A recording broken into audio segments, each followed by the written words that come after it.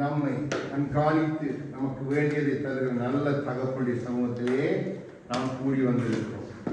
அவர் நல்லவர், அவருடைய கிருபை என்றும் நாம் எப்பொழுதும் அவருடைய சமூகத்தை நாடி தேடும் பொழுது தேவன் நம்மை உருவாக்குகிறார்.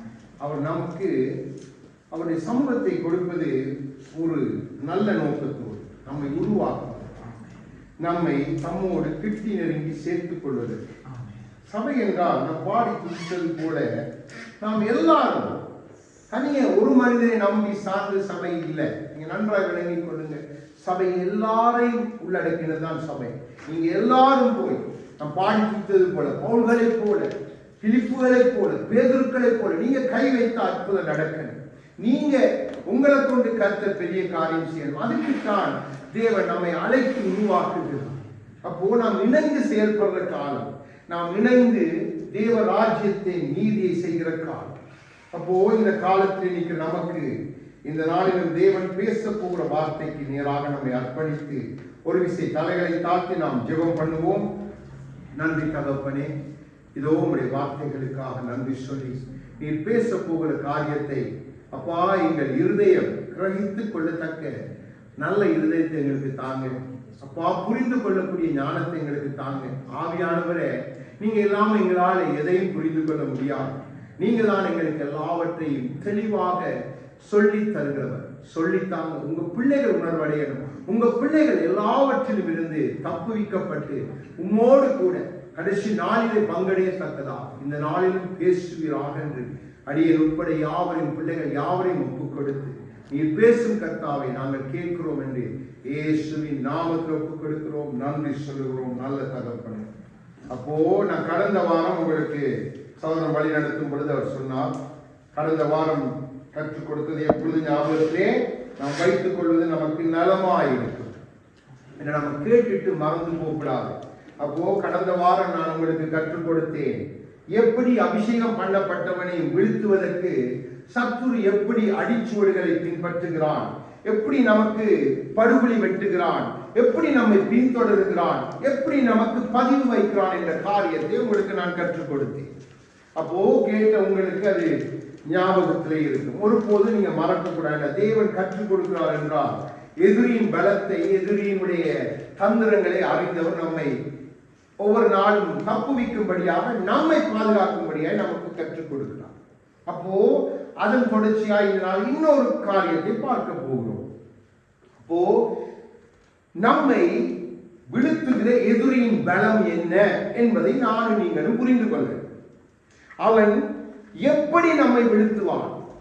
அவன் இந்த கிறிஸ்தவர்களுக்கெல்லாம் பாருங்க, நமக்கு மனுஷர்கள் எதிரிகள் அல்ல. நீங்க அதுல தெளிவாயிருக்க. மனுஷர்களை கொண்டு நம்மோடு போராடுகிறவன் அவன். ஆனால் மனிதனை நமக்கு விரோதமாய் எழுப்பி நாம் ஒருவருக்கு ஒருவர் நாம் சண்டை பிடிக்கும்படியாய் அவன் செய்து விடுகிறான். ஆனா பாருங்க, கிறிஸ்தவர்களுக்கு எல்லாம் கிறிஸ்துவுக்குள்ள வச்சிக்கப்பட்ட எனக்கு உங்க எல்லாருக்கும் இருக்கிற ஒரு பொதுவான எதிரி யாரென்றா சாத்தான். இந்த உலகத்தில் இருக்கிறவங்களுக்கு பல பல எதிரிகள், பல பல பேரை அவன் எனக்கு எதிரி, இவன் எதிரி, இவன் எதிரி என்று பல பேரை காண்பிப்பார்கள். நாம் கிறிஸ்துவினுடைய பிள்ளைகள், நமக்கு இருக்கிற பிரதான எதிரியும் பொதுவான எதிரியும் சாத்தான். அப்போ அவனுடைய பலத்தை நானும் நீங்களும் புரிந்து கொள்ளணும். அந்த பலத்தை நாம புரிந்து கொள்ளணும். புரிந்து கொண்டால்தான் நாம் நம்மை பாதுகாக்க முடியும். நான் நம்மை பாதுகாத்தால் தான் மற்றவர்களையும் பாதுகாக்க முடியும். அப்போ தேவன் நமக்கு அதை கற்றுக் கொடுக்க விரும்புகிறார். அவனுடைய பலன் எப்படி அவன் நம்மிலே பலம் கொள்ளுகிறான் என்பதை நாம் இந்த நாளில் பார்க்க போகிறோம். அப்போ முதலாவது அவன் நம்மிலே எப்படி பலன் கொள்ளுகிறான் என்று நாம் பார்க்கும்போது, இன்னைக்கு நாம் பல காரியங்களை சொல்லுவோம். என்னால இது முடியல, அது முடியல, என் சரீரம் செத்து போயிட்டது, இப்படிப்பட்ட பல காரியங்களை நாம் சொல்லுவோம். சொல்லிட்டு சாத்தான் என்னை பலவீனப்படுத்திட்டான், சாத்தான் என்னை அதை வைத்து பிடித்திட்டான் என்றெல்லாம் நாம் சொல்லுவது உண்டு. கிறிஸ்தவ பிள்ளைகள், தேவனுடைய பிள்ளைகள் இப்படியாய் சொல்லுவது உண்டு. இப்போ நான் உங்களுக்கு காண்பித்து கொடுக்கிறேன். முதலாவது, அவனுடைய நம்முடைய பலன், அதாவது அவனுடைய பலன் எப்படி இருக்கிறது, நாம் எதையெல்லாம் பலவீனம் என்று எண்ணிக்கொண்டு இருக்கிறோமோ அது எல்லாம் அவனுக்கு பலன் அல்ல. அதை நீங்க புரிந்து கொண்டாதான் அவன் நம்மளை எப்படி பலம் கொள்வான் என்று நாம் புரிந்து கொள்ள முடியும். அப்போ நான் வார்த்தை விட உங்களுக்கு ஒன்றாய் கற்றுக் கொடுக்க விரும்புகிறேன். ஏன்னா நாம் இன்னைக்கு பல காரியங்கள் பாருங்க, எனக்கு வயசாயிட்டுது, எனக்கு இனி முடியாது, எனக்கு கொலஸ்ட்ரால், எனக்கு பிபி, எனக்கு டயபெட்டிக், எனக்கு அந்த வியாதி, எனக்கு இந்த வியாதி, அப்படி என்று நாம் சொல்லி முடியாது என்று சொல்வது அவனுக்கு பலம் அல்ல. நாம் அதை எங்களுக்கு சார்பாக எடுத்துக்கொண்டு சாத்தான்களை பலவீனப்படுத்துகிறான், சாத்தான் இப்படி செய்யறான் நாம் பலதை சொல்லுகிறோம். அப்போ நாம் வார்த்தை விட பார்க்க போறோம். ஆகவே 2 கொரிந்தியர் 12:9 எடுத்து வாசிங்க. 2 கொரிந்தியர் 12 255வது பக்கம், அது 1வது வசனத்தை மாத்திரம் வாசிங்க. பவுலுக்கு ஆண்டவர் சொன்ன வசனத்தை. அதற்கு அவர், என் கிருபை உனக்கு போதும், பலவீனத்திலே என் பலம் பூரணமாய் விளங்கும் என்றார். ஆமென். அப்போ என்னுடைய சரீர பலவீனம் என் எதிரிக்கு பலன் அல்ல. நன்றாக விளங்கிக் கொள்ளுங்கள். உங்களுடைய சரீர பலவீனம் எதிரிக்கு பலன் அல்ல. ஏனென்றால் உங்களை பலம் கொள்ள செய்யுங்கள் என்று கர்த்தர் சொல்லுகிறார். இங்கே பவுல் சொல்லுகிறார், என்னை குட்டுகிற குட்டி சாத்தானை போல எனக்கு ஒரு முள் என் சரீரத்தில் கொடுக்கப்பட்டிருக்கு, அது என்னை பலவீனப்படுத்தான். ஆண்டவர் சொல்லுகிறார், அது உனக்கு பலவீனம் அல்ல. சத்துருவுக்கும் அது நன்றாய் தெரியும் என்றால் பவுல் அந்த பலவீனத்தோடு ஓடி ஓடி ஓடி பல காரியங்களை செய்து முடித்த மனிதன். அப்போ நீங்க ஒன்றை நன்றாய் தெரிந்து கொள்ள, அவருடைய சீசர்கள் அநேகர் நமக்கு முன்பா எத்தனையோ சாட்சிகள் உண்டு. நான் ஒரு சாட்சியை பார்த்த, ஒரு சகோதரி தன்னுடைய பலவீனம் மறிக்க போகிற தருவாய், கேன்சர், நான் உங்களுக்கு அதை சொல்லி இருக்கிறேன். அங்கே 2 பிள்ளைகள், அவ கடைசி நேரத்திலும் எல்லாம் அந்த படுக்கையில இருந்து கொண்டு எல்லாரோட புறவாகி தேவனை பாடி துதித்து அந்த சர்வ பலவீனத்தை குறித்து எந்த பயமும் இல்லாம அவ ஜெயித்து கர்த்தருக்குள் எண்ணித்துறை அடைந்தான். அப்போ நம்ம ஒரு நாள் நினைக்க கூடாது, ஐயோ என்னால நடக்க முடியல, என்னால கையை கொண்டு செய்ய முடியல.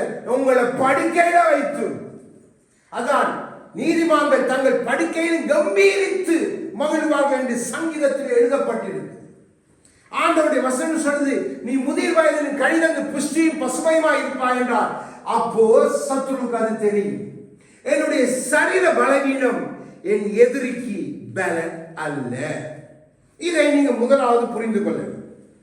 அடுத்த 2வது காரணம், என் தரித்திரம், என்னுடைய ஏழ்மையான சூழ்நிலை எதுவும் என் எதிரிக்கு பலன் அல்ல. 1 சாமுவேல் 2:8 எடுத்து வாசிங்க.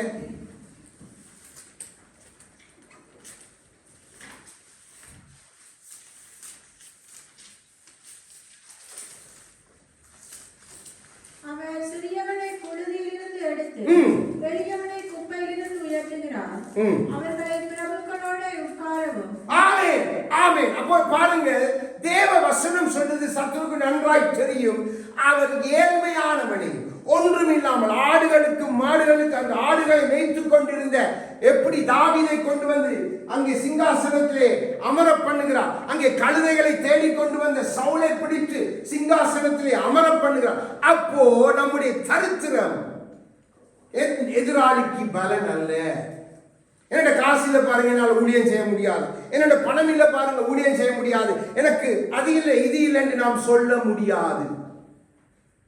அது நாம் ஒரு நாள் எதிரிக்கு தெரியும், இது இவனுக்கு பலவீனம் இல்லை. தேவன் இவனுடைய சூழ்நிலையை ஒரு நிமிஷத்துல மாற்றி போடுவோம். அண்ணாவுடைய சூழ்நிலையை ஒரு நிமிஷத்துல மாற்றி போட்ட கர்த்தர். பல சாட்சிகள் உண்டு. அப்போ என்னுடைய தரித்திரமான சூழ்நிலை என் எதிரிக்கு பலன் அல்ல. நீங்க இதெல்லாம் தெளிவா புரிஞ்சு கொள்ளணும். நாம் இதுகளை எங்களுக்கு சாதகம் எடுத்துக்கொண்டு நம்ம கிறிஸ்துவுக்குள்ள நாம் செய்ய வேண்டியதை செய்யாமல் சாக்கு போக்கு சொல்லி, ஐயோ எனக்கு பலவீன சரத்துல பாருங்க, என்னால் அங்க போக முடியாது, இங்க இருந்த இடத்திலும் ஜெபிப்பதற்கு தேவன் உங்களுக்கு பலத்தை கொடுக்க வல்லவராயிருக்கிறார். அதே மாதிரி தான் உங்களோட பணமில்லாட்டி பரவாயில்லை, நீங்க ஜெபிக்கும்போது பவுல் சொன்னது போல நாங்கள் தரித்திரா எண்ணப்பட்டாலும் ஐஸ்வர்யமாக்குகிறவர். அப்போ சாத்தானுக்கு நன்றாய் தெரியும், அதை அவன் ஒரு நாளும் தன்னுடைய பலமாய் எடுத்து உங்களுடைய வாழ்க்கையில கிரியை செய்ய மாட்டான். நமக்கு கொஞ்சம் சூழ்நிலைகள் மாறணும் சொல்ல, சாத்தான் கொண்டு போயிட்டான், சாத்தான் இதை வச்சு இவ்வளவு செய்யணும். ஆண்டவர் சொன்ன அதுல ஒன்றுமே நான் நினைச்சா உன்னை ஒரு நிமிஷத்துல உயர்த்திடுவேன். அப்போ என்னுடைய தரித்திரம் ஒரு நாளும் என் எதிரியாகிய சாத்தானுக்கு பலன் அல்ல. அடுத்தது என் இயலாமை. என்னால முடியாது, பாருங்க, இதை செய்ய முடியாது, எனக்கு பாட முடியாது, எனக்கு அது முடியாது, இது முடியாது, இப்படிப்பட்ட இயலாமைகளை வைத்து நாம் சொல்லுகிறது உண்டு. அதை எடுத்து சத்துரு ஒரு நாள் தனக்கு பலமாய் பயன்படுத்த அதான் விட்டுறான். நல்லதான், இவன் இப்படி இயலாது முடியாதுன்னு சொல்லும் பொழுது அது சத்துரு விட்டுறான் அப்படி. ஆனால் அதை தனக்கு பலமாய் எடுத்து கிரியை செய்கிறது அல்ல. 2 ராஜாக்கள் 5வது அதிகாரம் 2வது வசனத்தை எடுத்து வாசிக்க நான் உங்களுக்கு காண்பித்துக் கொடுக்கிறேன் ஒரு காரியத்தை. சீரியாவிலிருந்து தண்டுகள் புறப்பட்டு இஸ்ரவேல் தேசத்திலிருந்து ஒரு சிறு பெண்ணை சிறைப்பிடித்துக் கொண்டு வந்தார்கள். ஆமென். பாருங்க, ஒரு சிறு பெண், நமக்கு தெரிந்த கதையாகவே எல்லாம் வாசிக்க தேவையில்லை.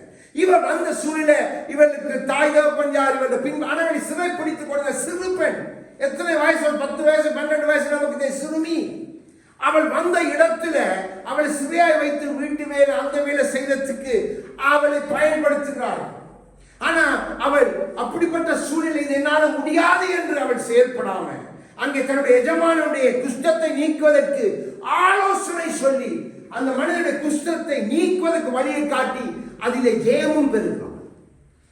அப்போ நாம் சரி, ஐயோ இது முடியலையே, என்னட்டு இது இல்லை, அதனால என்னால் இது முடியல, என்னுடைய இயலாம பாருங்க முடியல, எனக்கு ஜெபிக்க எனக்கு இயலாம முடியலப்பா, இது என் சத்ருக்கு ஒரு நாளும் பலன் அல்ல, அவனுக்கு தெரியும். அப்போ நீங்க ஒரு நாளும் இத அவனுக்கு பலமா எண்ணக்கூடாது. உங்களுடைய தரித்திரம், உங்களுடைய சரீர பலவீனம், அடுத்தது உங்களுடைய இயலாமை. அடுத்தது நான் தனியே இருக்கிறேன். நான் சொல்றேன், நான் தனியே இருக்க, என்னோட யாரும் இல்லை. அப்போ சாத்தா என்னை தனிமைப்படுத்திட்டான், இல்லை என்னை தனிமைப்படுத்தி என்ன போட்டுதான் இப்படி நாம் சொல்றதுக்கு இப்படி சொன்னவர்கள் உண்டு. இப்போ ஆண்டவருடைய வசனம் எப்படி சொல்லுகிறது? 1 தெசலோனிக்கேயர் 3வது அதிகாரம் 1வது வசனத்தை எடுத்து பாருங்க. அப்போ இது சத்துருவுக்கு பலன் அல்ல.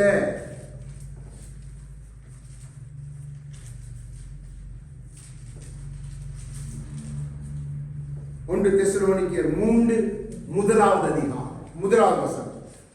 ஆகையால் நாங்கள் இனி பொறுத்திருக்க கூடாமல் அத்தேனே பட்டணத்திலே தனித்து விடப்படுகிறது நன்மை.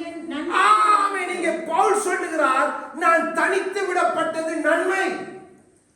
அப்போ சத்துருக்கு தெரியும், இவனை தனித்து விட்டா, தாவீதை தனித்து விட்டா, அவன் ஆண்டவரை பாடி ஆராதித்து துதித்து பலம் கொள்ளுவான். தேவ பிள்ளையை தனியே விட்டா, இவன் ஜபிச்சு ஜபிச்சு இருக்கிற சூழ்நிலையிலும் தனித்திருந்தாலும் பரவாயில்லை, மோசே போல தேவனோட நெருங்கி சேர்ந்துருவான். ஆகவே அவன் நம்ம தனிமையா இருக்க விடவே மாட்டான். தனிமையா நான் தனிமையா எனக்கு நல்லது நல்லது. அப்போ சத்துருக்கு என் எதிரிக்கு அது பலம் அல்ல. என்னை தனியை விட்டுட்டு அவனால் ஒன்று செய்ய முடியாது. என்ற ஒரு மனுஷன் கர்த்தரோடு இணைக்கப்பட்டிருந்தா சத்துருக்கு நன்றாய் தெரியும். ஆண்டவராய் இயேசு கிறிஸ்து தனிமையில போகலாம் சத்துருக்கு பயம். ஏன்?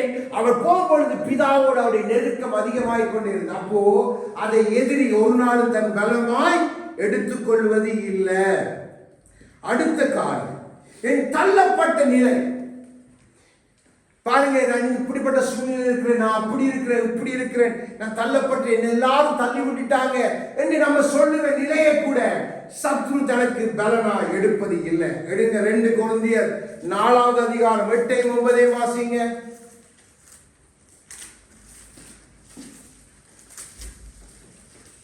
நாங்கள் எப்பக்கத்திலும் நெருக்கப்பட்டு போவதில்லை, கலக்கமடைந்து மனமுறிவடைகிறதில்லை, துன்பப்படுத்தப்பட்டும் கைவிடப்படுகிறதில்லை, கீழே தள்ளப்பட்டும் மடிந்து போகிறதில்லை. ஹல்லேலூயா!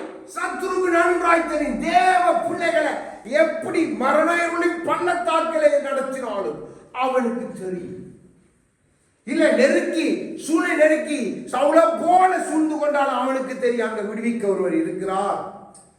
அப்போ நீங்க உங்களுடைய தள்ளப்பட்ட நிலைமை, உங்களுடைய தனிமையான நிலைமை எதுவுமே சத்ரு தனக்கு பலனாய் எடுத்துக் கொள்கிறது இல்லை. நாம் தான் அப்படி நினைக்கிறோம், நாம் தான் அப்படி நினைக்கிறோம். ஆனா அவனுக்கு தெரியும், வசனம் நன்றாய் தெரிந்தவன். தேவ பிள்ளைகள் தான் நம் வசனத்தை நான் அதற்கு நேர அபியாசப்படுத்தி பார்க்க, ஐயோ யார் எனக்கு உதவி செய்வாங்க ஆண்டவரே, தள்ளப்பட்டு இப்படி இருக்கிறேன், நெருக்கப்படுறேன், ஒடுக்கப்படுறேன், அப்படி இருக்கிறேன் நான் என்று சொல்லும் பொழுதே ஆண்டவருடைய வசனம் நமக்கு சொல்லும், நீ எப்பக்கம் நெருக்கப்பட்டு ஒடுங்கி போறதே இல்லை.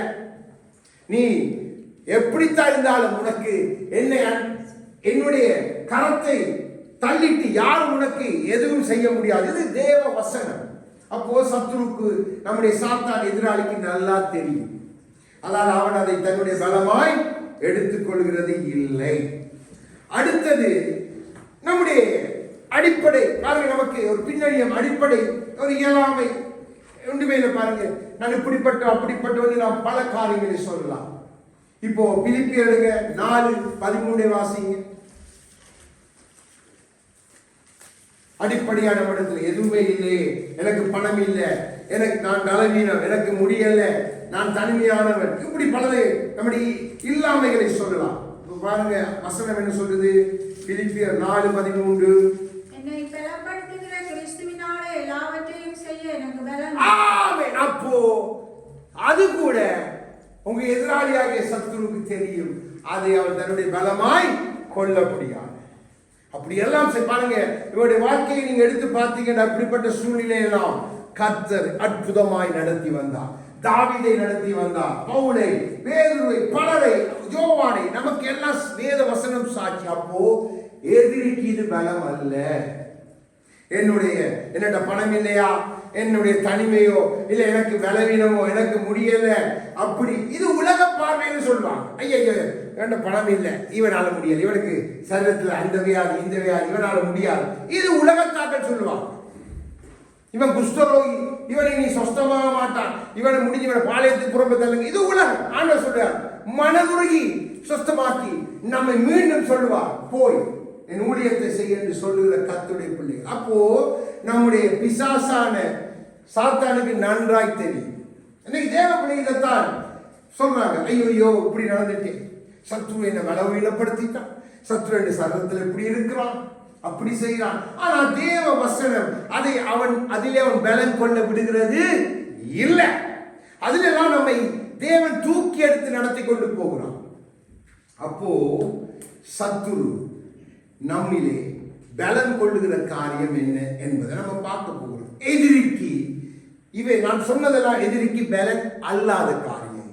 இப்போ நான் சொல்லித்தர போகிறது எதிரிக்கு என்னிடத்துல பலன் கொள்ள செய்கிற காரியம். ஆனா ஒன்றை நீங்க தெளிவாய் தெரிந்து கொள்ளணும், எதிரி பலன் கொள்ளுவான், ஆனா வெற்றி பெற்றுக்கொள்ள முடியாது. ஏன்னா நாம் தேவன் நமக்கு வெற்றி கொடுக்கிறார், ஆனால் அவன் நம்மிலே பலம் கொள்ளக்கூடாது, அது தேவனுடைய சித்தம். அப்போ தேவன் அவனுடைய ஒவ்வொரு காரியத்தை நமக்கு கற்றுக் கொடுக்கிறான். நமக்கு அவன் எவைகளை பலவீனம் நாம் நினைத்துக் கொண்டு அவன் அதை பலமாய் பிடிச்சிருக்கான் நாம் நினைக்க ஆண்டு சொல்ல, அதெல்லாம் அவனுடைய பலம் அல்ல. இப்போ நாம பார்க்க போவோம். முதலாவது, என் எதிரியின் என்னிடத்தில் என் எதிரியை பலம் கொள்ள செய்கிற காரியம் என்ன? என்னுடைய ரகசிய பாவம். எடுங்க யோசுவா 7:3 எடுத்து வாசிங்க. யோசுவாவின் புத்தகம் 7:3.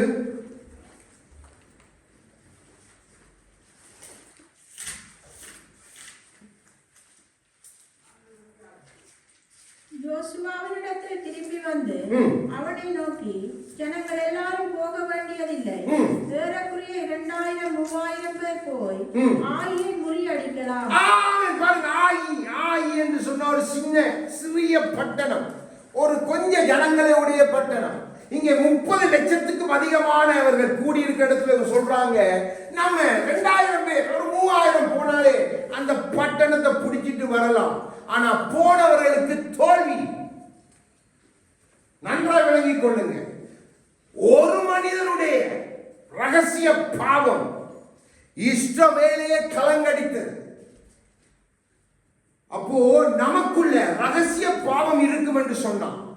இப்ப குடும்ப தலைவன் நான், எனக்குள்ள ரகசிய பாவம் இருக்கும் என்று சொன்னா அது என் குடும்பத்தையே கலங்கடிக்கும், என் சந்ததியை கலங்கடிக்கும், என் பிள்ளைகளை கலங்கடிக்கும். ஆகவே என் ரகசிய பாவத்தை வைத்து அவன் என்னிலே பலம் கொள்ளுகிறது மாத்திரமல்ல, என்னை அவன் தனக்குள்ளே கொண்டு வர என்னுடைய ரகசிய பாவத்தை அவன் தனக்கு பலனாய் கொள்ளுகிறான். ஆகவேதான் தாவீது ஞானமாய் ஜெபிக்கிறான். மறைவான குற்றம், அதாவது ரகசியமான குற்றங்களுக்கு என்னை நீங்களாக்கும் ஆண்டவரே. ஏண்டா ரகசியமான பாவங்கள், அந்தரங்கத்தின் பாவங்களை அறிந்தவர் கர்த்தர். அதை பார்க்கிறவன் இன்னொருத்தர் உண்டு, சாத்தான். கடந்த வாரம் சொன்னேன், அவன் எப்பொழுதும் நம்மை சுற்றி சுற்றி வந்து இப்படிப்பட்ட காரியங்களை செய்கிறவன். அப்போ ஒரு ரகசிய பாவம் சபைக்குள்ளே இருக்க வேண்டாம், அது சபையை தீட்டுப்படுத்தும். ஒரு ரகசிய பாவம் குடும்பத்துக்குள்ளே இருக்க வேண்டாம், அது குடும்பத்தையே தீட்டுப்படுத்தும். ஆகவே தேவன் சொல்லுகிறார், அங்கே யோசுவா இடத்திலே ஊழியக்காரத்தை சொல்லுகிறார், அதை கண்டுபிடி, பிடித்து அதை உங்க பாளையத்தை விட்டு நீங்க எடுத்து போட்டாதான் நான் உங்களோடு வருவேன். அப்போ ரகசிய பாவம் தேவன் நம்மோடு வர முடியாத படிக்கு தடை செய்யும். அப்போ என் எதிரிக்கு அது சாதகம். அதை பிடிச்சிட்டு அவன் நம்மிலே பலம் கொள்ளுவான். ஆகவேதான் அனுதினமும் நம்முடைய பாவங்களை ஆராய்ந்து பார்த்து அறிக்கையிட்டு, ஆண்டவரே இந்த இடத்திலே என்னிடத்திலே ரகசிய பாவம், என் மனைவிக்கு தெரியாத ஒரு பாவத்தை நான் வைத்திருக்கிறேன், என் குடும்பத்துக்கு தெரியாத ஒரு பாவத்தை நான் வைத்திருக்கிறேன். நீங்க நன்றாக விளையாடி கொள்ளுங்க. நமக்கு இன்டர்நெட்டுக்குள்ள நிறைய காரியங்கள் உண்டு. நான் தனிமையில போனை கொண்டு போய் என்னவும் செய்யலாம், எதையும் பார்க்கலாம். அது ரகசிய பாவம், அதுக்குள்ள வர்ற காரியங்கள் என்னை தடுக்க, அது கூடாதா இருக்கும், அது என் மனைவிக்கு பிடிக்காதா இருக்கு, என் பிள்ளைக்கு தெரியாதா இருக்கும், அது ரகசிய பாவம். அதே மாதிரி நான் செய்கிற ரகசியமான காரியங்கள், ரகசியமாய் மறைத்து செய்கிற காரியங்கள், இது என் சத்துருவாகிய என் எதிராளியாகிய பிசாசை என்னிலே பலம் கொள்ள செய்யும். யோசிச்சு பாருங்க, ஒரு யோனாவுக்காக கப்பல் இருந்த அத்தனை பேருக்கு கலக்கம், ஒரு கோராகு நிமித்தம் இஸ்ரவேல் கூட்டத்தில் அநேகர் அழிக்கப்பட்டு போற ஒரு பெரிய வாதையை உண்டாகும். அப்போ ஒரு மனிதனுக்குள்ள ரகசிய பாவம் இருக்க வேண்டாம். ஒரு குடும்ப தலைவன் இல்ல குடும்ப தலைவி இல்ல நம்முடைய பிள்ளைகள், நாம் அதை ஆராயணும். அவர்கள் சொல்ல மாட்டாங்க, நம்ம ஆராய்ந்தோ நமக்கு எதிரடியாய் காரியம் நடக்குது, எங்களால முன்னுக்கு மூவ் பண்ணி போக முடியல. அப்போ எங்கோ தவறு எனக்குள்ளதான் இருக்கு, வெளியில இல்லை.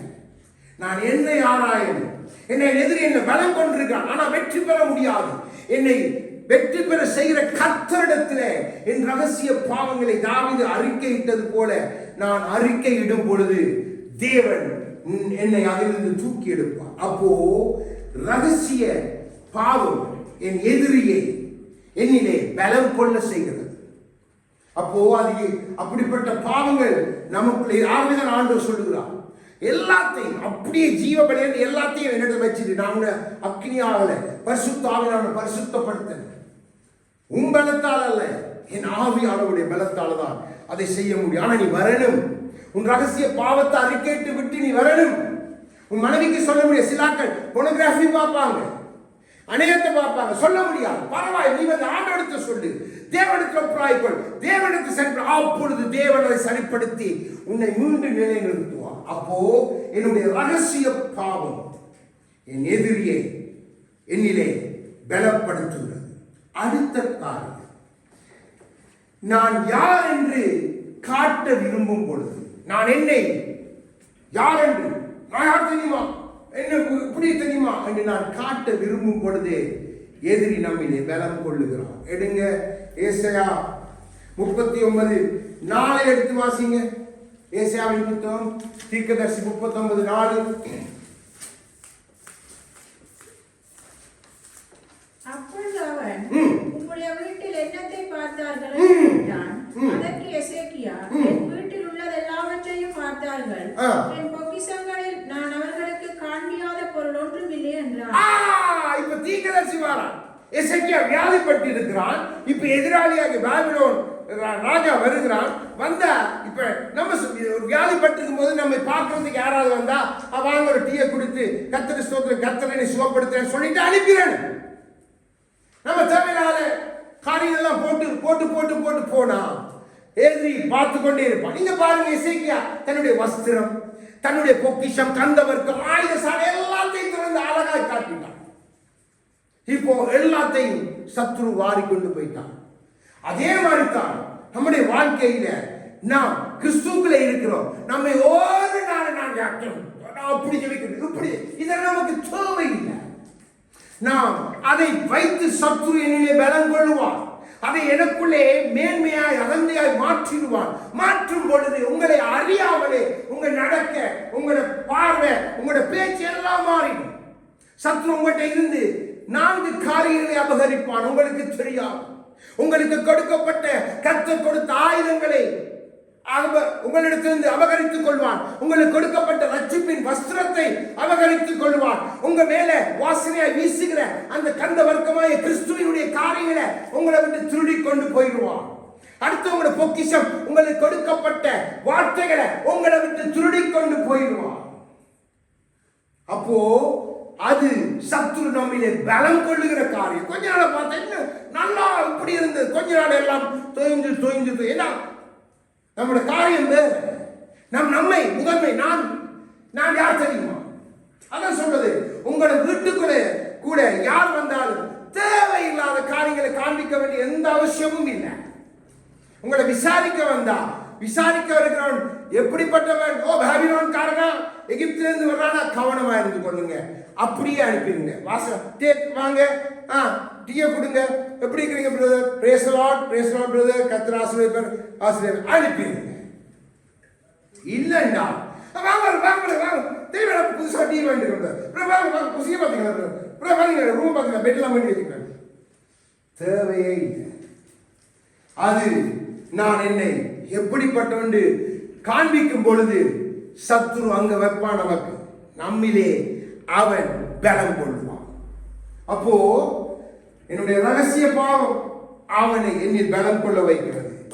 நான் என்னை யார் என்று காட்ட விரும்பும் பொழுது அவன் என்னிலே பலம் கொள்ளுகிறான். அப்போ எசேக்கியாவுக்கு நடந்தது தெரியும். பின்னாலே பாபிலோன் வந்து எல்லாரையும் கொண்டு போனாங்க. எசேக்கியாவுடைய காலத்துக்கு பின்பாக யோசியாவுடைய காலத்தில் எல்லாத்தையும் அடித்து கொண்டு அப்படியே சிதைக்கு அப்படியே பிடிச்சி எல்லாரும் அவருடைய குமாரத்தை அவர் தீக்காசி அப்படியே சொல்லுவான். இதெல்லாம் நடக்கும். அவன் கொண்டு போய் தண்ட அரமனையோட வேலைக்கு வைப்பான். இப்படி செய்வான். அவன் மனைவி இன்னொருத்தனுக்கு இதான் போயிடுவான், மறுமனையாட்டி. அப்படி பல காரியம் நமக்கு தெரியும். அப்போ மிக கவனம். உங்களுக்கு கொடுத்த குடும்பம், உங்களுக்கு கொடுத்த பிள்ளை, உங்களுக்கு கொடுத்த வாழ்க்கை, உங்களுடைய உறவு கத்தரோடு, இதெல்லாம் உங்களுக்குள்ள இருக்கு. அதை நீங்க யாருக்கு சொல்லலாம்டா, ஒரே கிருபையை பெற்ற அதே ஆவியுடையவரோட சில காரியங்களை நீங்க ஆவிக்குரிய காரியங்களை பேசுறது தவறல்ல. ஆனா பேசக்கூடாத இடத்துல போயிட்டு நீங்க பேசுறீங்க என்று சொன்னா அவன் நம்முடைய காரியத்திலே பலம் கொள்ளுவான். மிக கவனமா இருக்கணும். இன்னைக்கு தேவ பிள்ளைகள் இதை புரிஞ்சு கொள்றதே இல்லை.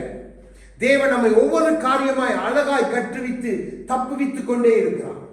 நமக்கு சொல்லி தந்த அடுத்த காரியத்தின் தொடர்ச்சி நாம் பார்த்து கொண்டிருக்கிறோம். அப்போ நம்முடைய எதிரால் நம்மளுக்கு பலம் கொள்றான் என்பதை நாம் அறிந்து கொண்டால் தான் நாம் நம்மையும் நம்முடைய குடும்பத்தையும் பாதுகாத்துட்டா. ஒவ்வொரு கிறிஸ்தவ பிள்ளையும் இப்படி நீங்க செயற்படுவீங்க என்று சொன்னால் நீங்க அநேக லட்சங்களை ஆதாயப்படுத்துவீங்க. ஏன்னா அதே உணர்வை நீங்க அப்படியே கொடுப்பீங்க.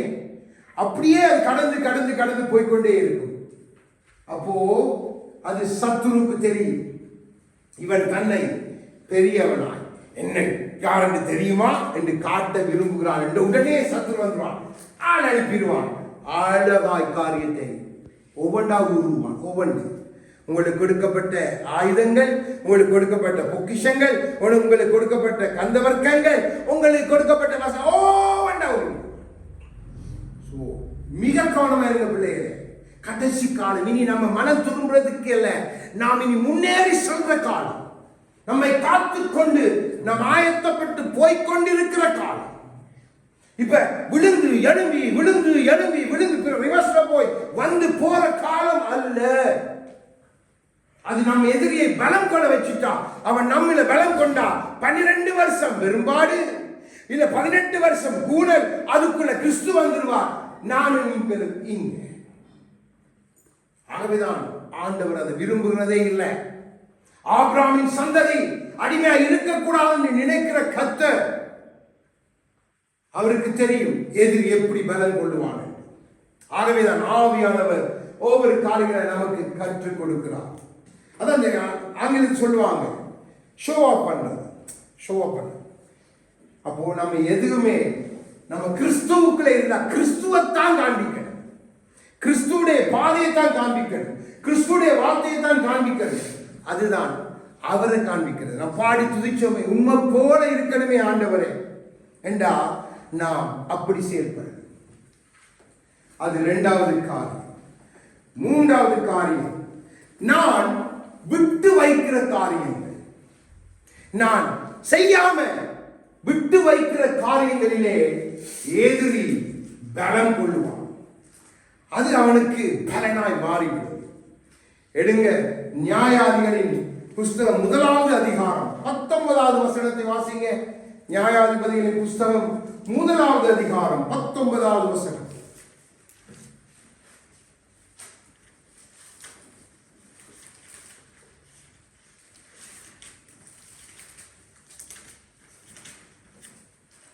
யோசுவாவுக்கு அடுத்த புத்தகம் நியாயாதிபதி 1வது அதிகாரம் 19வது வசனம்.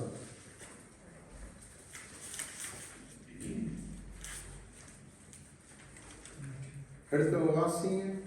கர்த்தர் யூதாவோடு கூட இருந்ததினால் மலை தேசத்தாரை துரத்தி விட்டார்கள். பள்ளத்தாக்கின் குடிகளுக்கு இருபுறங்கள் இருந்தபடியினால் அவர்களை துரத்த கூடாமல் போயிற்று. இங்க என்ன நடக்குதுன்னு சொன்னா ஆண்டவர் சொல்லுகிறார், அந்நிய இப்படிப்பட்ட ஜாதிகளை உங்களை விட்டு துரத்துங்க.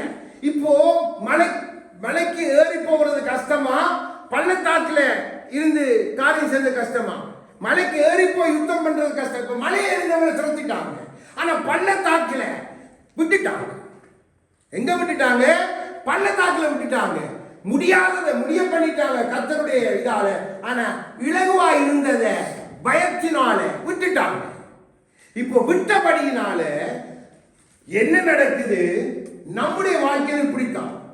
இப்போ நான் 1 சாமுவேல் 17வது அதிகாரம் 4வது வசனத்தை எடுத்து வாசிங்க.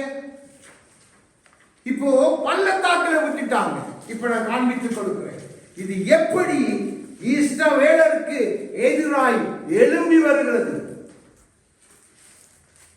அப்பொழுது காத்தூரானாகிய கோலியாத் என்னும் பேருள்ள ஒரு வீரன் பெலிஸ்தரின் பாளையத்தில் பெலிஸ்தியரின் பாளையம் எங்க நிக்குது? பள்ளத்தாக்குல.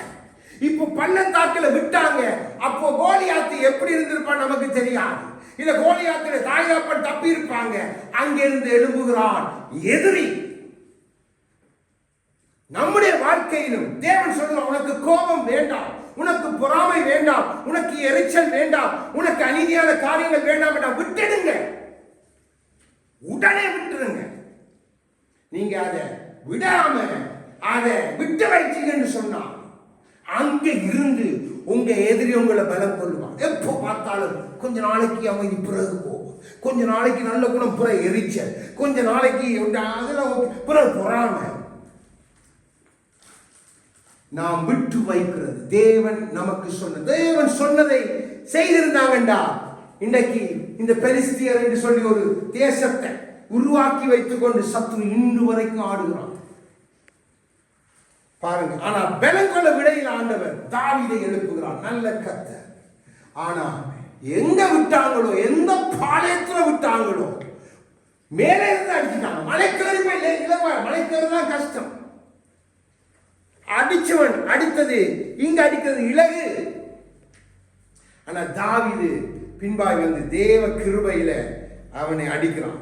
ஆனா யோசிச்சு பாருங்க, விட்டு வைத்தது, அவங்க விட்டு வைத்தது தான் அவங்களுக்கு பின்னால எதிரி. 40 நாள் ஒன்று செய்ய முடியல. 40 நாள் காலை மாலை வந்து 80 பிரசங்கம்.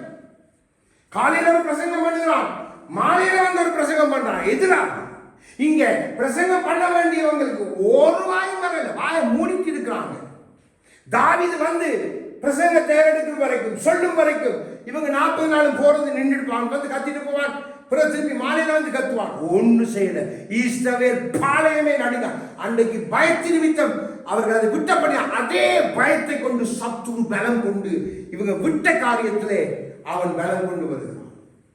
நம்முடைய வாழ்க்கையில ஆண்டவர் நமக்கு ஒரு செய்தி ஊடாக இல்லை ஒரு தேவ மனிதனூடாக, இல்லை நம்முடைய சக சகோதரன் சகோதரியூடாக ஒரு காரியத்தை கர்த்தர் சொல்லுகிறார், இதை விட்டுருங்க. அது பிறகு பார்ப்போம், அது இன்னொரு நாளைக்கு பார்ப்போம். இன்னைக்கு ஜெபம் பண்ணுங்க, இல்ல நாளைக்கு ஜெபம் பண்ண, உடனே அதை ஒரு நல்ல ஆலோசனை எடுத்து செய்யுங்க. ஏன்னா அதுக்கு பின்பாய் தேவன் காரியத்தை வைத்திருப்பார். நீங்க விட்டுட்டு ஒரு கிழமையால பிரசங்கம் பண்ண வேண்டாம், அங்க இருந்து கால் வரும், பாஸ்டர் இப்படி நடந்து போயிட்டு அப்படி நடந்து, உடனே செய்ய பழகணும். உடனே தேவன் ஒரு காரியத்தை சொல்லிட்டா அதை உடனே செய்யணும். போகாத இந்த இடத்துக்குண்டா நான் போவேன். இப்ப போயிட்டு அங்க இருந்து டெலிபோன் ஆளு என்ன நீ போக வேணாம் என்று சொல்லும் பொழுது உனக்கு பிடிக்க இல்லை, கர்த்தருடைய ஆலோசனை எடுத்துக்கொள்ள, இப்போ உனக்கு எதிராய் அதுவே இருக்கு, வர முடியல, அடக்கப்பட்டாய். யோசிச்சு பாருங்க, தேவன் ஒரு காரியத்தை விட சொன்ன நம்ம விட்டுறன். நம்முடைய குடும்பங்களுக்கும் சரி, நம்முடைய தனிப்பட்ட வாழ்க்கையிலும் சரி, நம்முடைய சபையிலும் சரி, அதை விடு என்றா விட்டுறன். இல்லைண்டா நமக்கு அங்கிருந்துதான் எதிரி நம்மளை பலம் கொள்ளுவோம். மிக கவனமாக. அடுத்தது 4வது காரியம், நான் காலம் தாழ்த்துகிறது.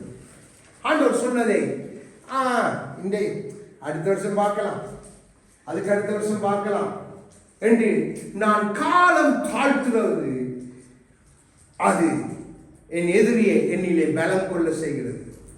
1 சாமுவேல் 15:9 எடுத்து வாசிங்க.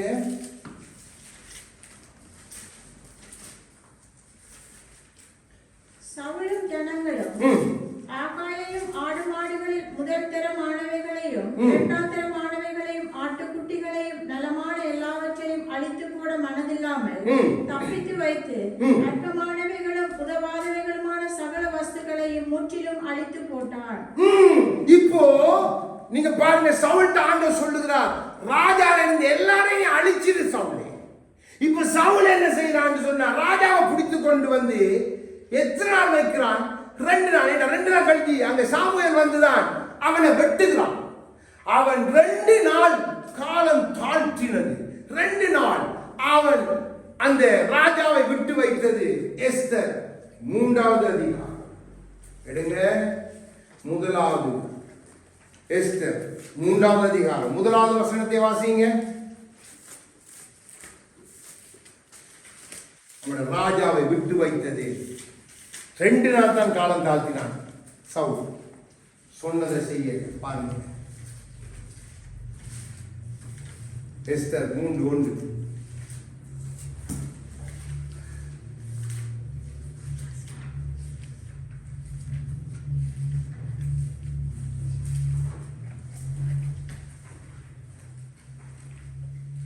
இஸ்ரவேல் புத்திரர் பட்டணங்களிலே குடியேறி 7ஆம் மாதமான போது ஜனங்கள் ஏகோபித்துக்கு எருசலேமிலே கூடினார்கள். எஸ்தர் 3:1 அப்படியே இருக்கு. எஸ்தர் 3வது அதிகாரம் 1வது வசனம் சிஸ்டர். இந்த நடவடிக்கைக்கு பின்பு ராஜாவாகி அகஸ்வேரு அமெத்தாவின் ஆமான் என்னும் ஆகாயா. இப்போ யார? ஆகாயுடைய குமாரன் ஆகிய அவனை இஸ்ரவேலருக்கு எல்லாம் மேலாக தலைவனாக்கி விடுகிறான். இவங்க 2 நாள் தான் காலம் தாழ்த்தினாங்க. அங்கே ஆகாயுடைய குடும்பம் தப்பி ஓடுது. நீங்க பின்பு வரலாறை வாய்ச்சி பார்க்கலாம். தப்பி ஓடுது. மனைவி, வயிற்றுல பிள்ளை. ஆண்டவர் சொன்ன எல்லாரையும் விட்டு, பிள்ளை எல்லாத்தையும் விட்டு, அமலேக்குல ஒன்று கூட வரக்கூடாது. சவுல் விட்டான்.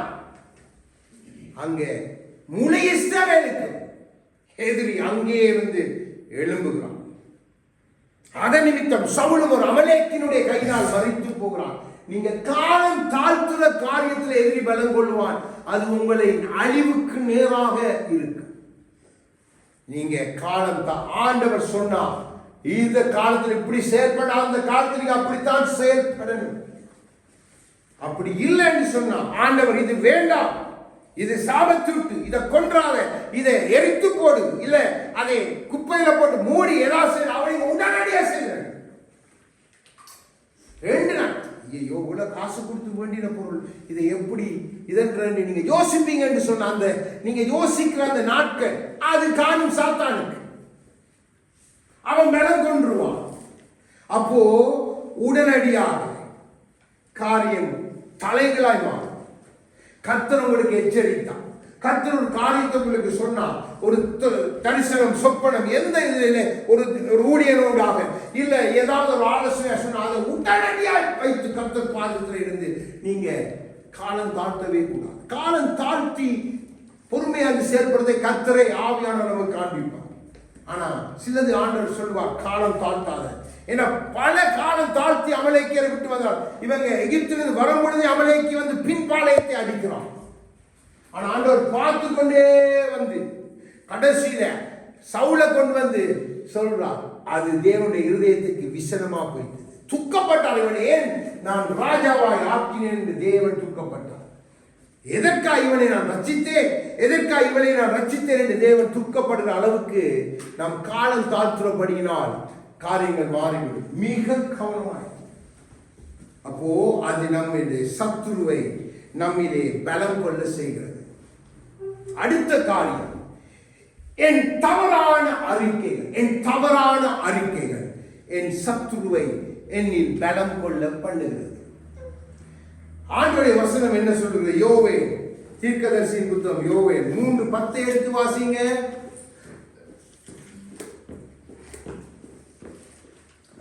உங்கள் மண்வெட்டிகளை பட்டயங்களாகவும் உங்கள் அரிவாள்களை ஈட்டிகளாகவும் நீங்கள் பலவீனனும் தன்னை பலவான் என்று சொல்வானாக.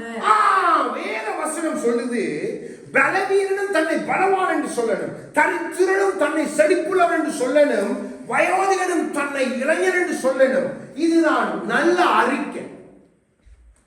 நம்ம வாய்ப்பு என்ன சொல்லுவோம்? நம்ம குறித்து நம்ம அறிக்கை செய்ய தவறாயிரும். முடிக்குது. ஏன் இப்படி முடியல? ஐயோ என்னால் அது செய்ய முடியல, என்னால் இப்படி முடிக்கல, அப்படி முடிக்கல, என்னுடைய இதுல பிரச்சனை, என்னுடைய தலையில பிரச்சனை, என்னுடைய இது தவறான அறிக்கை. நீங்க அதை சொல்லும் பொழுதெல்லாம் சத்துரு உங்கள பலம் கொள்ளுவான். ஒவ்வொரு காரியத்துல பலம் கொள்வான். நான் காண்பித்துக் கொடுக்கிறேன், சில காரியங்களை காண்பித்துக் கொடுக்கிறேன். என்னாகும் 13:33 எடுத்து வாசிங்க. இப்படியெல்லாம் நீங்க அறிக்கை பண்ணக்கூடாது. நான் உங்களுக்கு காண்பித்துக் கொடு ஒவ்வொரு காரியம்.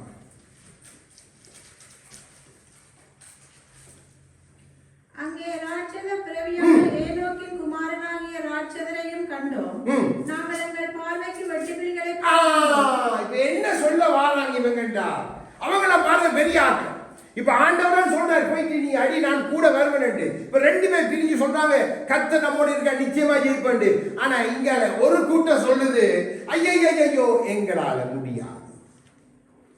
நம்மளும் நம்ம தேவப்படி கொஞ்சம் யோசிச்சு பார்க்கணும். எத்தனை காரியங்களுக்கு தேவ காரியங்களுக்கு நம்ம சொல்றோம் எங்களால முடியாது. ஆனா அதுக்கு எங்களால முடியாது. இது எங்களால முடியாது. இத சத்துரு குடிப்பான். இதுல சத்துரு பலம் கொள்ளுவான். என்ன நடந்துச்சு? அத்தனை பேர் உடனடியாய் தேவனுடைய பாதை இறங்கி வருது. யோசிச்சு பாருங்க, 2 பேர் தான் போறான். அப்போ நம்ம ஒரு நாள் எங்களால முடியல, அது முடியல, சகல செத்து போயிட்டு அது முடியல, கால் அடக்க முடியல, கையால முடியல, தலையால முடியல சொல்லாதீங்க. எனக்கு வயசாயிட்டு பாருங்க, 60 வயசு, அழு, நான் வாழக்கழு. அப்படிதான் வேதம் கற்றுக் கொடுக்குது. நல்ல அறிக்கை. எனக்கு டயபெட்டிக் இல்ல ஆண்டவரே, நான் கேன்சல் பண்ணுகிறேன். ஏண்டா உங்களுடைய தொழும்போல் என்னை குணமாக்கும். உங்களுடைய வசனம் என் நாவிக்கு அது ஆரோக்கியமாக இருக்குது. அதால் எந்த வியாதியும் என்னை மேற்கொள்வது இல்லை. இது நல்ல அறிக்கை. ஐயோ எனக்கு முடியல, எனக்கு அந்த வியாதி இந்த வியாதி பாருங்க, எழுப்ப முடியல சொல்லாதீங்க.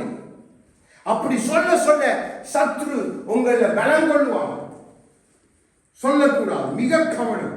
அடுத்தது நியாயாதிபதி புஸ்தகம் 6வது அதிகாரம் 15வது வசனத்தை எடுத்து வாசிங்க.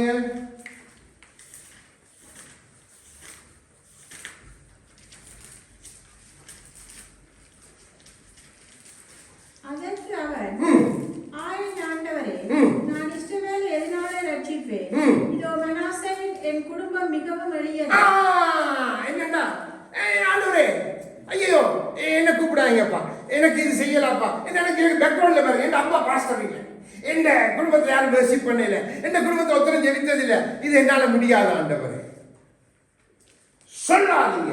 அப்படி சொன்னா தேவன் ஒரு தேவ ஊழியனுடைய உங்களுக்கு ஒரு சந்தர்ப்பத்தை கொடுத்தா தேவனுக்கு தெரியும். அதுக்கு நீங்க தயார்பட்டு அதுக்கு காலத்துக்கு என்ன தயாராயிட்டு வாரன்னு சொல்லி அப்படி ஏற்றுக்கொள்ளுங்க. இதே தேவன் என்ன செய்யறார், இவனை கொண்டு போனி பராக்கிரமசாலி. இப்ப இவன் என்ன சொல்ற, ஐயோ எனக்கு பேக்ரவுண்ட் இல்ல பாருங்க, எங்க அப்பா மனாசே எல்லாத்துலயும் சின்னவன், எங்கடா பாஸ்டர்ல பாருங்க, ஐயோ அங்கெல்லாம் பெரிய பாஸ்டர் பிள்ளைய பாருங்க, அவங்களாம் ஆண்டுகிறேன், அவங்கள எனக்கு தேவையில்லை, எனக்கு நீதான் தேவை. அப்போ நீங்க அப்படி எனக்கு இப்படிப்பட்ட சூழ்நிலை என்னால முடியாது, குடும்ப சூழ்நிலை இப்படி இருப்பாருங்க, இப்ப என்னால அதை செய்ய முடியாது, இல்லை என்னுடைய ஏண்டா நீங்க சத்ரு உங்களை பலம் கொள்றதுக்கு இடம் கொடுக்குறீங்க. அது உங்களுடைய தவறான அறிக்கை. அப்படி ஒரு நாள் அறிக்கை செய்யாதீங்க. கர்த்தருக்காக முழு போர்ஸுடன் நீங்க நிக்கணும். நின்றாத்தான் கர்த்தர் உங்களை கொண்டு பலத்த காரியம் செய்ய. பாருங்க, வெறும் 300 பேரை கொண்டு கிதியோனை கொண்டு மீதியானுடைய லட்சக்கணக்கான போர் வீரர்களை அடித்து விடுகிறார். கர்த்தருக்கு இலகுவான காரியம். நீ ஒன்றுதான் தேவை, அவரிடத்துல சரண்டர் ஆகி. அப்போ அப்படி சொல்லாதீங்க. அப்படி சொல்லுவாங்க பாருங்க, எங்கட எனக்கு அதெல்லாம் சரி வராது, இப்படி வராது, நான் இப்படியே வந்து இருந்துட்டு 4 முட்டையை போட்டுட்டு போயிட்டே இருக்கிறேன். அப்போ ஆண்டவர் சொல்லுவார், துக்கப்படுவார். ஆனா ஒருத்தன் சந்தோஷப்படுவான், நீ முட்டையை போடு போடு, நான் பொறிச்சு சாப்பிட்டுட்டு உன்னையும் சாப்பிடுறேன். மிக கவனம், இந்த வார்த்தைகள் ஒரு நாள் உங்களோட வாயிலிருந்து வரக்கூடாது. ஏசாயா 38:13 எடுத்து வாசிங்க.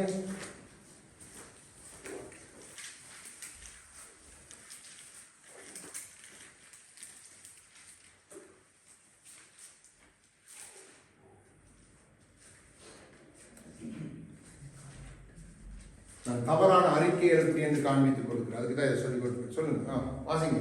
ஏசாயா 38:13. விடிய காலம் மட்டும் நான் எண்ணமிட்டு கொண்டிருந்தேன், அவர் சிங்கம் போல என் எலும்புகளை எல்லாம் நொறுக்குவார், இந்த இரவுக்குள்ளே என்னை முடிவடைய பண்ணுவேன். எந்த டைம் முடிஞ்சு போயிட்டு பாருங்க. எனக்கு இப்ப 80 வயசு 90 வயசு டைம் முடிஞ்சிட்டு, இன்றைக்கும் போவேன் நாளைக்கும் போவேன் என்று சொல்லாது. அப்படி பவுலும் சொல்ல இல்லை, அப்படி யாரும் சொல்ல இல்லை. அப்படி சொன்னீங்கன்னா சத்ரு உங்களை பலம் கொள்ளுவான். மிக கவனம். தேவன் பாருங்க, இசைக்கியா சொல்றான், முடிஞ்சது வியாதி, அவன் பாருங்க சாக போறான். ஆனா ஆண்டவர் மாற்றுகிறார், ஆண்டவர் காரியத்தை மாற்றுகிறார். உங்களை அவர் 100 வயது வரை வைத்திருக்க விருப்பம் வேண்டாம். ஆண்டவரே 90 வயசு, நான் நாளைக்கு என்னாலும் மட்டும் வந்துடுவேன், நாளைக்கு என்னாலும் வந்துடுவேன். பரலோகமே என் சொந்தமே, ஆண்டவரே ஒன்றும் உனக்கு சொந்தம் இல்லை, நீ இருக்கணும் இருக்கு. மிக கவனமா இருங்க. நம்முடைய அறிக்கையில சத்ருப்படி பலம் கொள்வோம். அப்ப என்ன செய்வான், நம்ம அவனுக்கு தெரியும் இது இப்போதை போ, ஆனா நல்லா போட்டு நம்ம உடைக்க வலிக்கிறோம். மிக கவனம். நம்முடைய தவறான அறிக்கைகள் ஒரு நாளும் தேவனை பிரியப்படுத்தாது, அது சத்துருவை பிரியப்படுத்து. அடுத்தது யோபு 3 எடுத்து வாசிங்க.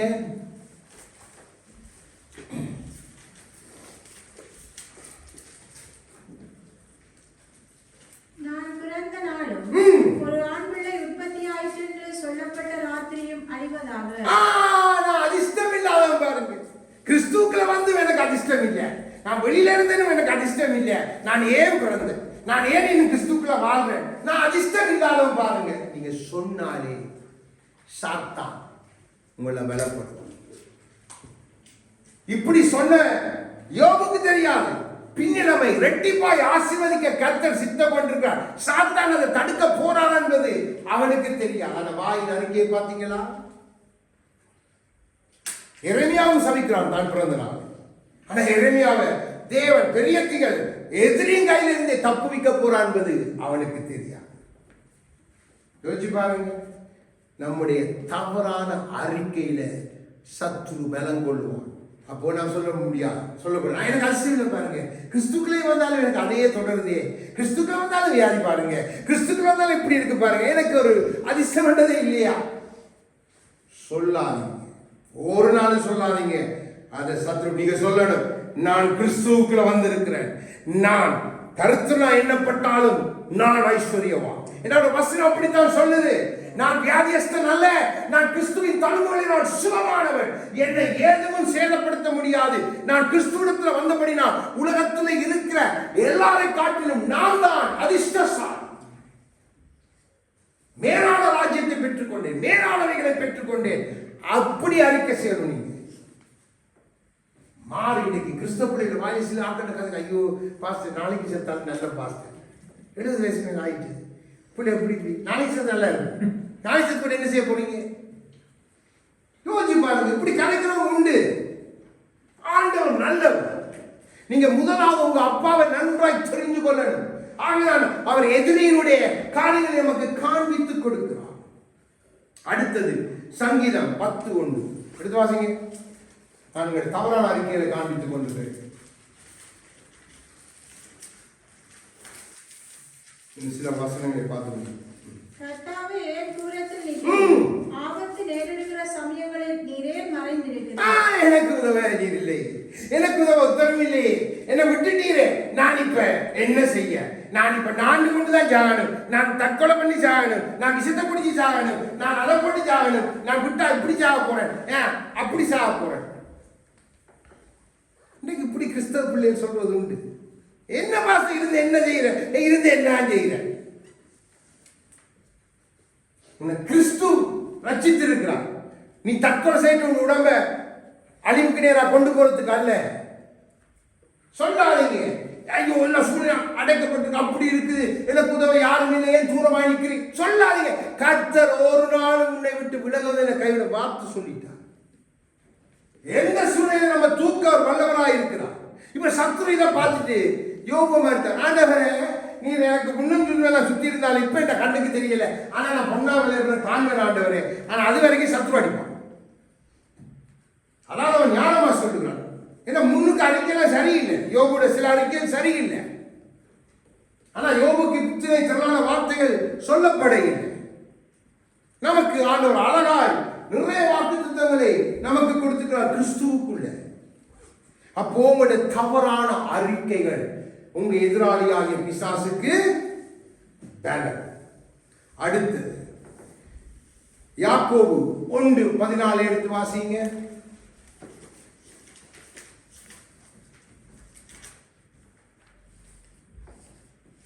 அவனவன் தன் தன் சுய இச்சையினால் இழுக்கப்பட்டு சிக்குண்டு சோதிக்கப்படுகிறான். ஏதோ ஒன்றிலே நீங்க சிக்கி இருப்பது, ஏதோ ஒரு காரியத்தில் நீங்க சிக்கி இருப்பீங்க. இச்சையால இல்ல பண ஆசையால இன்னும் ஏதோ ஒரு காலத்தில் நீங்க சிக்கி இருக்கிறீங்கன்னு வைங்க. அந்த காரியம் உங்க எதிராளியாகிய பிசாசுக்கு மேல உங்களை அதிலே பிடிச்சி அதுல சிக்கி இருக்குன்னா சிக்கப்பட்ட அப்படியே பிடிக்கப்பட்டிருக்கிறீங்க. நீங்க அதில் வெளியில வரணும். அதான் தேவனுடைய விருப்பம். அப்போ ஆனா சத்ரு அதுல உங்களை வைத்திருக்க விரும்புவான். அதுல உங்கள பலம் கொள்ள விரும்புவான். ஆகவே நீங்க ஒன்றிலே சிக்கக்கூடாது. உலகத்தின் ஆசைகளுக்கு, உலகத்தின் இச்சைகளுக்கு எல்லாம் நீங்க மறைக்கணும். அதுல ஒரு நாள் சிக்கி பிடிக்க கூடாது. நாங்க உலகத்தார் அப்படி செய்யறாங்க, சினிமா பார்க்கறாங்க, நாங்க பார்ப்போம், சிக்கிட்டீங்க. உலகத்தார்கள் பார்ட்டி ஃபங்க்ஷன் கொண்டாடுறாங்க, நாங்கள் பார்ட்டி ஃபங்க்ஷன் கொண்டாடுவோம், சிக்கிட்டீங்க. போட்டுக்கணும். உங்களுக்கு தெரியும் அவங்க இளம் அப்பா பார்ட் டைம் ஃபுல் டைம் அந்த டைம் பேரன் பேத்தி எல்லாம் அடிக்கிறாங்களே. நாங்க அது பரவாயில்லை. 1 கிழமை 2 கிழமை 3 கிழமை 4 10 1 மாசம் அப்படியே போயிடும். பிரச்சனை நம்ம சிக்கப்பட்டுட்டோம். இப்ப அது மீட்க கத்தெல்லாம் வரணும். நான் சொல்ல இல்லை, வேத வசனம் சொல்லுது. மிக கவனம். ஏன்னா இதெல்லாம் நம்மளோட சாத்தானுக்கு சந்தோஷம். நம்மளை பலம் கொண்டுருவான். நம்ம பையன் நம்ம அவனுக்கு மேல இருந்துட்டு அவனை அப்படியே கீழே வச்சிருக்கோம். ஆனா ஆண்டவர் சொல்லுகிறார், நான் உன்னை பலப்படுத்த விரும்புகிறேன். அடுத்தது 7வது காரியம் யாக்கோபு 1:8 வாசிங்க. இருமனமுள்ளவன் தன் வழிகளில் எல்லாம் நிலையற்றவனாய் இருக்கிறான். உள்ளான பிரிவினைகள், அதாவது உங்களுடைய இதயத்துக்கும் உங்களுடைய கிரியைகளுக்கும் உள்ள மாறுபாடு. அப்போ சபை அவருடைய இதயம் சபைக்குள்ள இருக்குது. அவர் அதுக்குள்ள வாசம் பண்ணுகிறார். அப்போ நாம் அவரோடு இணைந்து நடக்கின்ற மாறுபாடா நடக்கக்கூடாது. அது நம்முடைய பிசாசானவனை நம்மில பலம் கொள்ள வைக்கும். ஆகவேதான் வசனம் சொல்லுது, அவன் ஒன்றையும் பெற்றுக் கொள்ள மாட்டான், ஜீவனையும் பெற்றுக் கொள்ள முடியாது, நன்மையும் பெற்றுக்கொள்ள முடியாது. பெற்றுக்கொள்ள போறது தீமையான காரியம். அப்படி ஒரு நாள் நீங்க இருக்கக்கூடாது, உள்பிரிவினை இருக்கக்கூடாது. இதயம் சோழன் வழியெடுக்கும் போது அழகாய் சொன்னார், நம்முடைய இதயம் எப்படி இருக்கு அப்படித்தான் நம்மளோட வாய் பேசும்.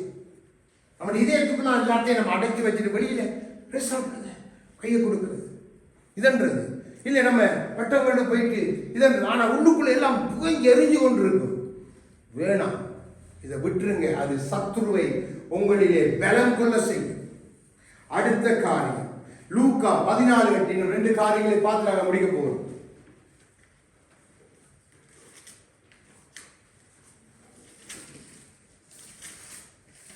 லூக்கா 14:8.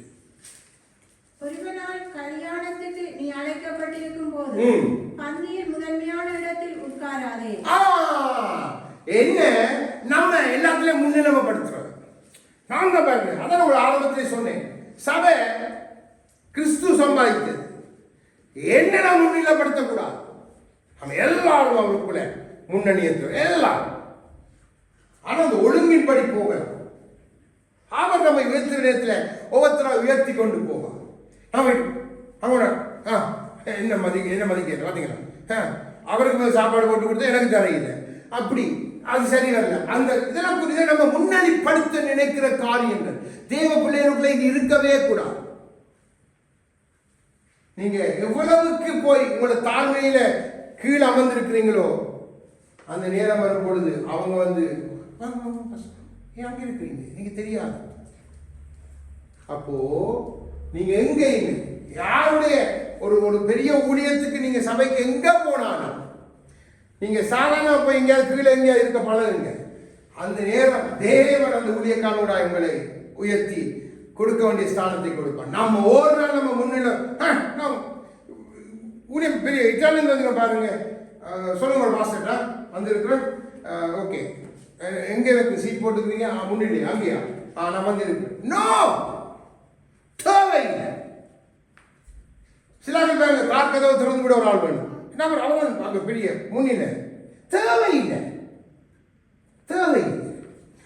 ஒரு கனப்படுத்துறதுக்கு செய்யலாம், தப்பு இல்லை. ஆனா நான் அதை எதிர்பார்க்க கூடாது. அது என்னை நான் முன்னிலைப்படுத்துற காரியம்.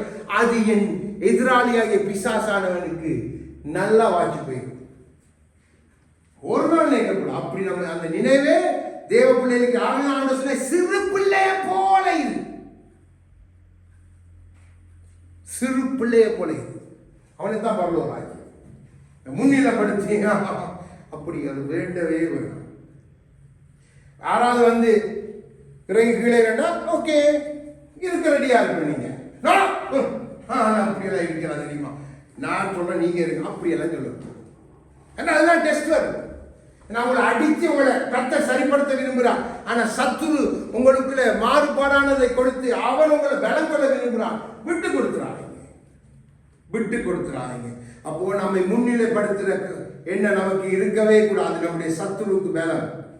அடுத்தது 2 சாமுவேல் 13:20 வாசிங்க.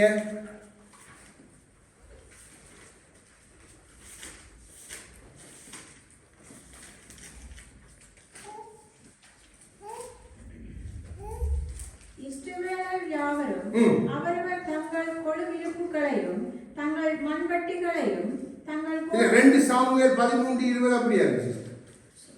2 சாமுவேல் 13:20 அப்படியா இருக்கு.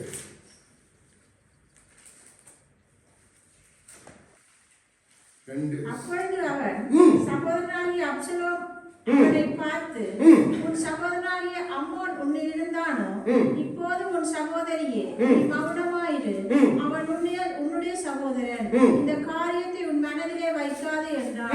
அப்படியே தாமார் தன் சகோதரனாகிய அப்சலோமின் வீட்டில் தனித்து கிளேசப்பட்டு கொண்டிருந்தான். நான் தனிமையை உணரும் போது இப்போ அப்சலோம் சொல்றான், இந்த காரியத்தை மனதில் வைக்காத, இதை விட்டுட்டு ஏதோ ஒரு விபத்து மாதிரி விட்டுட்டு அடுத்த கட்டத்துக்கு நீ போ, அங்கேயே இருந்துராத. ஆனா இவ அங்கே இருந்து அழுது காரியம் செய்வதை பார்த்த அப்சலோமுடைய மனதுக்குள்ள ஒரு கொடூரமான எண்ணத்தை கொண்டு வருகிறான். சகோதரனை கொலை செய்தது மாத்திரமல்ல, அதன் நிமித்தம் அரசு ஆட்சி தகப்பனுக்கு விரோதமாய் பிடிப்பதற்கும் அப்சலோமிலே அவன் பலம் கொள்ளுகிறான். ஏன்? தாமார் அந்த இடத்துல மறந்துட்டு, சகோதரன் தான் ஒரு விபத்து மாதிரி நடந்துட்டு என்று உணர்ந்து அதை தகப்பனிடத்துல சொல்லிட்டு அவன் காரியத்தை மாற்றி இருக்கலாம். அதை நினைச்சு மண்ணை வாரி அதை போட்டு இதை போட்டு கிழித்து பலவர் வாங்கி எல்லாம் கிழித்து தனிமையிலிருந்து கிளேசப்பட்டு ஒரே ஆள் ஐயோ இப்படி நடந்துச்சு. அப்படி ஒரு நாள் இருக்கக்கூடாது. அப்படி உங்களை அப்படியே வச்சு உங்களை தனிமையை உணர பண்ணிட்டாண்டா, உங்க எதிராளியாகிய சத்ரு உங்களை பலம் கொள்ளுங்க. உங்களோட தனிமையை காண்பித்து நீங்க வரணும். அதான் ஆலோசனை. பரவாயில்லை, எலும்பு. அதான் மதுரை மரியாதைக்கு சொல்றாங்க. கடந்த கற்றுக் கொடுத்தேன். பிசாசை பிடிச்சிருந்தது, ஆனா அவனை விபச்சாரியாய் நடமாடிக்கொண்டு சொன்னார், இனி பாவம் செய்யாது. எலும்பு அந்த ஸ்தானம் உணர்க்குரியது இல்லை. பிசாசு அப்படி வச்சு நம்முடைய தனிமையை நாம் உணரும் பொழுது, நம்முடைய தனிமைக்குள்ள நம்ம சிக்கி கொண்டா டேஞ்சர். பாருங்க, பவுல் என்ன சொல்றார்? நான் தனிமையை விடப்பட்டது நல்லது. அவர் சிக்க இல்லை, அடுத்த கட்ட மூவுக்கு ஆயத்தமாயிட்டார். ஆனால் இங்கே தாமர் அதை நினைத்து கிளேசப்பட்டு கொண்டிருந்த நிமித்தம் தாவீதுக்கு 2 குமாரர் இல்லை. தாமருக்கு என்ன நடந்தது தெரியாது. யோசிச்சு பாருங்க, தாவீதுடைய வாழ்க்கையில அவனுடைய மகன் வேண்டாத காரியங்களை செய்கிறான், அநேகத்தை செய்கிறான். அப்போ இதெல்லாம் சம்பவித்ததுக்கு காரணம், தனிமையை உணரும் பொழுதே சத்துரு நம்மிலே பலம் கொள்ளுவான். அடுத்தது லூக்கா 18 கடைசி. என்ன நிறைய சொல்ல காணும். 10 காரியங்கள் உங்களுக்கு நான் சொல்லி தந்திருக்கேன். இதை வச்சு பிடிச்சிட்டீங்கன்னாலே உங்களோட வாழ்க்கையெல்லாம் மாறி.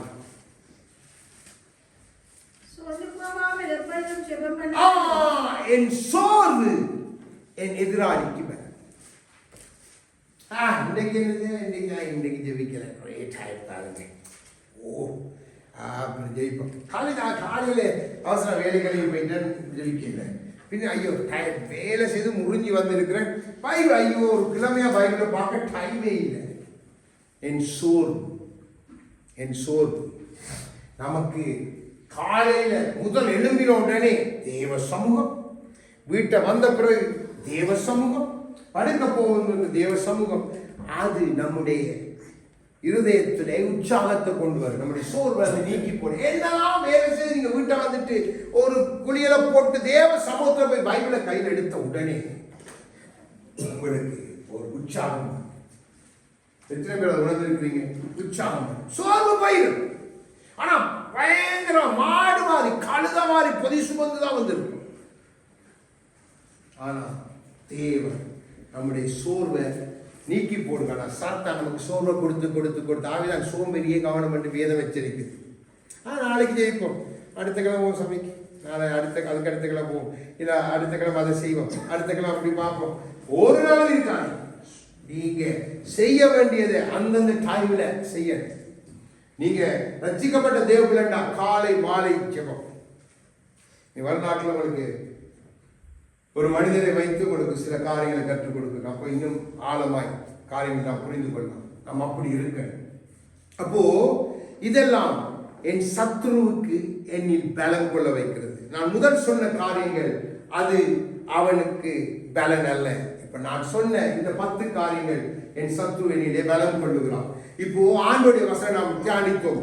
2 கொரிந்தியர் 12:9 என்னை பலப்படுத்துகிற கிறிஸ்துவினால் எல்லாம் செய்ய எனக்கு பலம் உண்டு. இன்னொரு வசனத்தை பார்த்து முடிக்க போறோம். 2 நாளாகவும் 14:11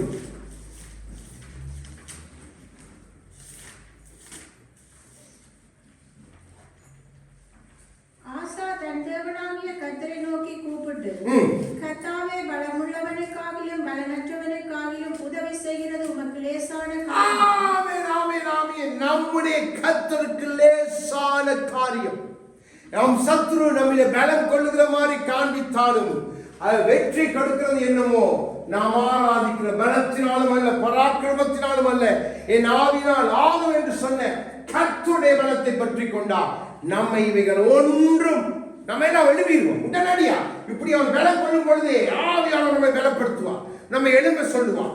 இப்படி செய் என்று சொல்லுவார், கற்றுக் கொடுப்பார். ஜெபி என்று சொல்லுவார், இந்த சூழ்நிலைகளை அடைக்காது என்று சொல்லுவார். பரவாயில்லை, இது உனக்கு நான் கொடுத்த காலம், நீ என்னோடு உறவாட, நான் உன்னோடு பேச வேண்டிய காரியங்கள் உண்டு, அதை இப்பொழுது கற்றுக்கொள். பின்பை நீ இன்னும் பிஸியாயிட்டா இதெல்லாம் உனக்கு பின்னுக்கு உதவியாக இருக்கும் என்று ஆவியான உற்சாகப்படுத்துவார். ஐயோ ஏன் ஆண்டவரே இப்படி என்று நான் பலவீனப்படும் பொழுது, என் சத்துருவிலே பலம் கொள்ள வரும் பொழுது ஆவியானவர் நமக்காக யாவும் செய்து முடிப்பார். நம்மில் வாசம் பண்ணுகிறது இரக்கமுள்ள பாடி துதித்தது போல நம்மை பலப்படுத்துகிற கிறிஸ்து நம்மிலே வாசமாய் இருக்கிறார். உலகத்தில் இருக்கிறவனை காட்டிலும் பெரியவர் எனக்குள்ளே உங்களுக்குள்ளே இருக்கிறபடியினால் இதை நமக்கு ஆண்டவர் கற்றுக் கொடுக்கிறது. ஏனென்றால் என் பிள்ளைகள் எந்த இடத்திலும் தோற்று போயிடக்கூடாது, எந்த இடத்திலும் தங்களை விட்டுவிடக்கூடாது.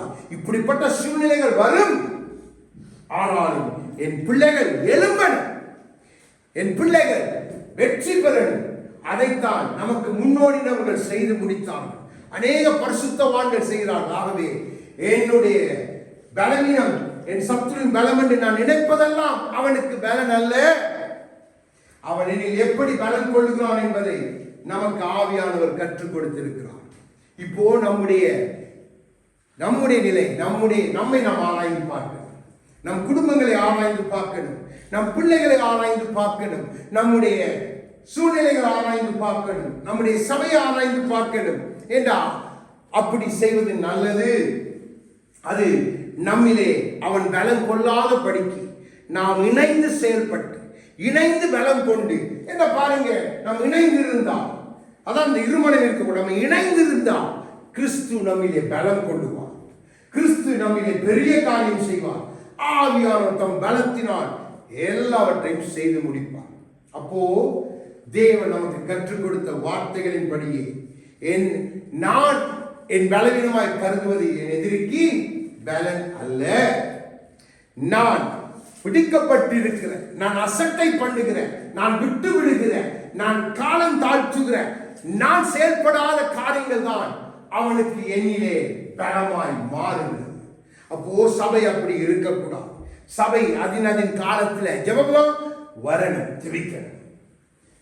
உங்களுக்கு ஒரு ஊழியக்காரர் சொல்றார், வீட்டுல குடும்பமா இது உடனே செய்திருங்க, அதை பரலோக கணக்குல வைக்க, தேவன் கணக்குல வைப்பார். அப்படி என் பிள்ளைகள் கீழ்ப்படிந்து செயல்படுகிறார்கள், அது பின்னாளிலே உங்களுக்கு ஆசீர்வாதம். யோபுக்கு தேவன் சொன்னார், யோபு பல காரியங்களை சொல்லிட்டு கடைசியா சொன்னார், ஆண்டவரே நான் அறியாததையும் தெரியாதையும் புலம்பினேன் ஆண்டவரே, இப்போ எனக்கு ஒன்று தெரியும், தேவரே நீர் சகலமும் செய்ய வல்லவர், நீர் செய்ய நினைத்தது ஒரு நாளும் தடைப்படாத. அப்போ என் எதிரி என்னிலே பலம் கொள்ளுகிறவன் போல் காண்பித்தாலும் நான் என்னை கர்த்தரோடு இணைத்துக் கொண்டான், அவன் ஒரு நாளும் என்னில் பலம் கொண்டு ஜெயம் பெறுவது இல்லை. ஆகவே நாம் தேவ சமூகத்தில் எழுந்திருந்து அந்த ஆவியானவரை பாடி